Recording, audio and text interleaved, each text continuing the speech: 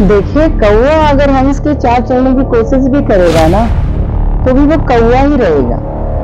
और बहुत साफ साफ कहती हूँ, समझदार को इशारा ही काफी है। इसको कुछ करना होता तो बहुत समय दिया था जनता ने, और उस राजतंत्र में बहनों के चेहरे भुला दिए गए, बेटियों के चेहरे भुला दिए गए, गरीबों के चेहरे भुला दिया गया। अगर कुछ याद रखा गया, गांव गरीब किसान को तो बिल्कुल भुला दिया गया। अगर कुछ याद रखा गया तो सिर्फ और सिर्फ क्या भारतीय जनता पार्टी ने मुझ पर, फिर से कहूंगी, विश्वास किया है। और मुझ पर विश्वास है, इसलिए मुझे आज हम मौजूद हैं सीधी जिले के सीधी विधानसभा 77 पर, जहां पर तरह तरह की बातें आप लोग सुनने को मिल रही होंगी। हमारे साथ में जुड़ेंगी सीधी सिंगरौली की सांसद, वर्तमान में सीधी की प्रत्याशी भी भाजपा के तौर पर बना दी गई है, और आज उन्होंने नामांकन भी दाखिल कर दिया है। क्या स्थिति सीधी की है और क्या समीकरण बैठेगा, आइए हम जानने का प्रयास करते हैं। जी, बहुत बहुत स्वागत है आपका। बहुत धन्यवाद। आज आपने नामांकन दाखिल कर दिया और आज से आपका प्रत्याशी के तौर पर वैसे ही मैदान में आप उतरी हैं जी। 10 साल का संघर्ष भी रहा है, बताने की आवश्यकता नहीं है। तो सीधी में क्या संघर्ष है? आप देखिए, वो मंजिल ही क्या जो बिना संघर्ष के मिल जाए।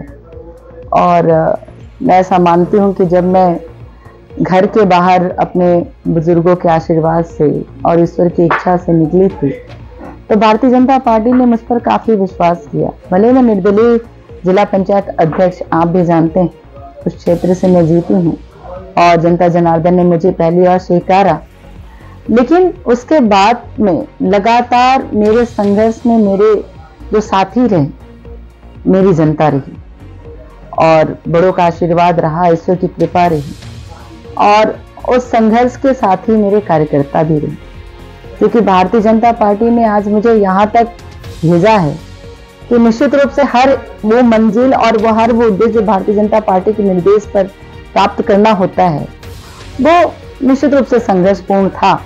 लेकिन मेरे कार्यकर्ता, जनता जनार्दन का आशीर्वाद और अथाह प्रेम, विश्वास, ये सब कुछ मेरे साथ लगातार था, निरंतर। जिस प्रकार से अगर हम बात करें सीधी में, अभी बात आ जाती है, कहीं ना कहीं पे आती है बीजेपी असली नकली की ये लड़ाई शुरू हो गई है, तो क्या ये लाजमी है असली नकली की लड़ाई?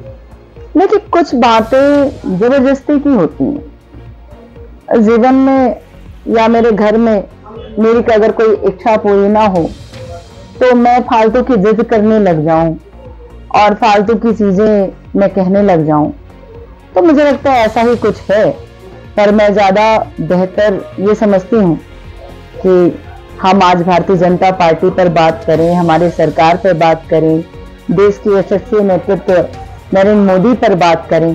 उन फिजूल की चीजों में समय व्यर्थ करना ठीक नहीं है, जिसको जनता भुला चुकी है या जिसको पार्टी ने कोई महत्व दिया नहीं। निश्चित रूप से जो समय था, जितना था, तो वो दोनों पक्ष का था। पार्टी किसी व्यक्ति के लिए भी थी और कोई व्यक्ति पार्टी के लिए भी था, और दोनों ही चीजें बराबरी से जब होती हैं तब एक दूसरे के ऊपर वो प्रभाव सकारात्मक रूप में होता है। पर आज भारतीय जनता पार्टी का जो निर्णय है और हमारी जनता जनार्दन उसके साथ है, और आपने आज के नामांकन में देखा होगा कि अथाह उत्साह और लोगों के जो चेहरे थे वो बता रहे होंगे आपके, आप लोग तो पत्रकार हैं, पढ़ लेते होंगे चेहरों को कि चेहरे क्या कहते हैं, उनके भाव क्या कहते हैं। भले वो कोई शब्द बोले या ना बोले, उनके भाव हैं कि भारतीय जनता पार्टी के नेतृत्व वाली सरकार आनी चाहिए और सीधी विधानसभा में एक बहन पर विश्वास करना चाहिए, जिस पर भारतीय जनता पार्टी ने विश्वास किया है। क्योंकि आप जानते हैं कि आज 33% का आरक्षण नरेंद्र मोदी ने देकर किस तरह से देश की आधी आबादी को सशक्त बनाया है, किस तरह विश्वास दिलाया है। 35% का आरक्षण आज हमारे शिवराज भैया ने सरकारी नौकरी में दिया है। लगातार आप देखिए, इतने बड़े कोविड में 500 रुपए देकर आदरणीय प्रधानमंत्री जी ने ये जाहिर किया है कि वो अकेली नहीं है इतने बड़े संकट में।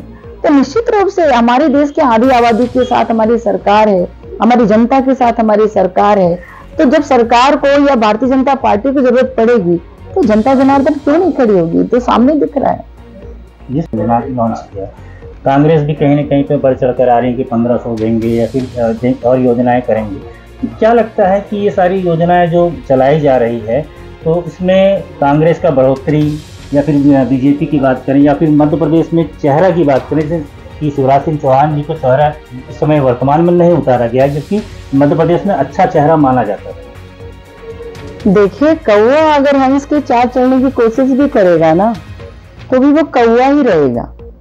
और बहुत साफ साफ कहती हूँ, समझदार को इशारा ही काफी है। इसको कुछ करना होता तो बहुत समय दिया था जनता ने। 60 साल राजतंत्र चला है, और उस राजतंत्र में बहनों के चेहरे भुला दिए गए, बेटियों के चेहरे भुला दिए गए, गरीबों के चेहरे भुला दिया गए। अगर कुछ याद रखा गया, गांव गरीब किसान को तो बिल्कुल भुला दिया गया। अगर कुछ याद रखा गया तो सिर्फ और सिर्फ क्या याद रखा गया? वोट। और ये सारे चेहरे वोट बैंक में डाइवर्ट करके राजतंत्र चलाया गया। कुल मिला के दूसरी बात ये कि चेहरे की बात है कि भारतीय जनता पार्टी में एक यशस्वी पार्टी है, और शिवराज सिंह चौहान जी की कोई तुलना नहीं है। शिवराज जी सिर्फ मुख्यमंत्री नहीं है, नरेंद्र मोदी जी हमारे यशस्वी प्रधानमंत्री हैं, लेकिन उन्होंने भी कई बार मैं संसदीय दल में जब हमारी बैठकें होती हैं तो मैं बैठती हूँ, हमने कई बार उनकी तारीफ करते हुए मध्य प्रदेश के मुख्यमंत्री के लिए सुना है। तो इसलिए उन्होंने नातों में और रिश्तों में अपने मध्य प्रदेश वासियों से अपना संबंध बनाया है। इसलिए देखिए, मुख्यमंत्री बनना, प्रधानमंत्री बनना, मंत्री बनना, ये सब चीज भारतीय जनता पार्टी में बड़े मायने नहीं रखते।